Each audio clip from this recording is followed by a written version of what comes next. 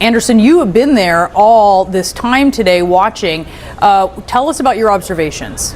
Well, it was fascinating to see Hope Hicks coming out. Obviously, the testimony before that was a little bit more mundane, talking about documents, talking about emails. But when Hope Hicks came in, you could feel sort of the electricity in the room.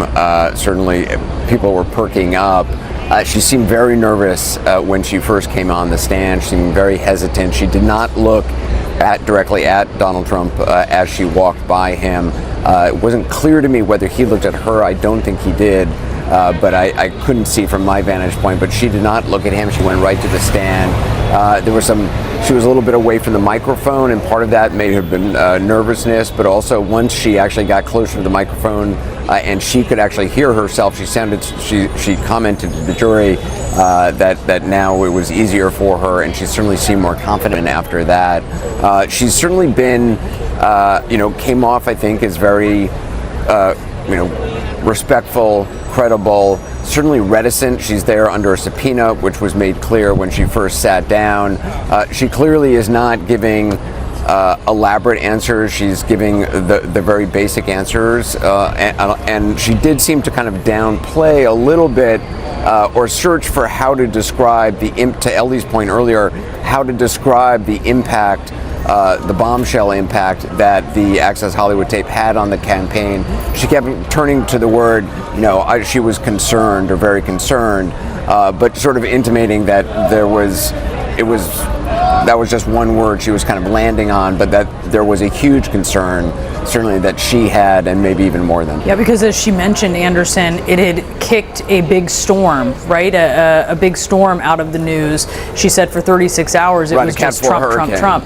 Yeah, and she was also then questioned about the actual debate, which I happened to be the co-moderator of, and it was interesting to hear her. The question from the prosecutor was, what was this brought up in the debate? Hope Hicks says yes, at some point it was, and then the prosecutor said, was it brought up? Do you remember when it was brought up? And Hope Hicks said she thought it was one of the first questions. It actually was the very first question. I asked that question, but it was interesting to hear the importance suddenly now of sort of asking that question again as another indication of just how big a deal this was, because I can tell you from the debate preparation that we were doing Friday when that Access Hollywood tape came out, all the debate preparation we had done up to that point, everything changed after the Access Hollywood tape came out, and it was a big question of, are we going to lead off the debate?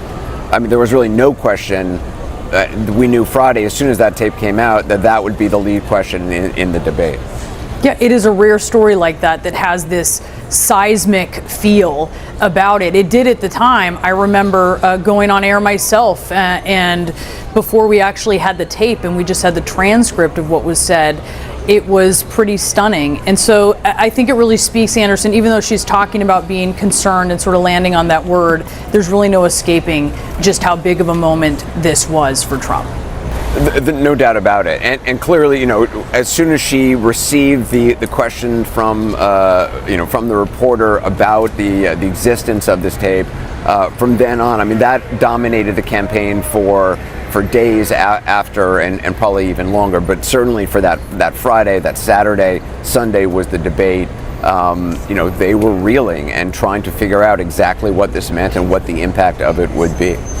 And Anderson, can you get a sense of how Trump is reacting to some of these moments that he's hearing? We understand from Hope Hicks they haven't spoken in some time, but clearly she is trying to speak very positively of the former president.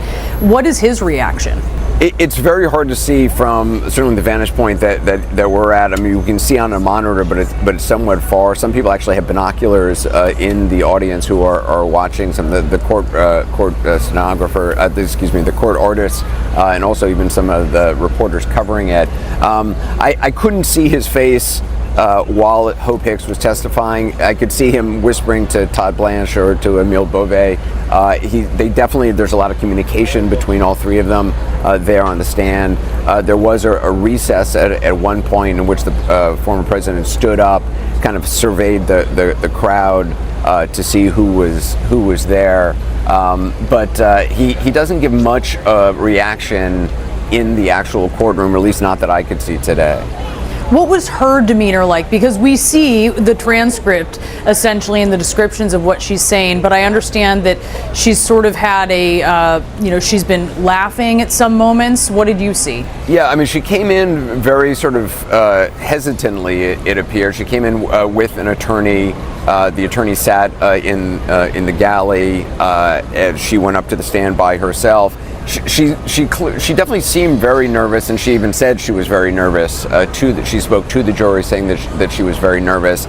She definitely seemed to kind of relax into it a little bit more, but she was very cautious, I think, and careful in the words that she used while on the stand. There wasn't a lot of she wasn't extrapolating. She wasn't sort of elaborating on things. She tried to kind of, I think she was being very careful in what she said. And I understand, Anderson, I saw that Trump greeted you as he entered court. What can you say about that?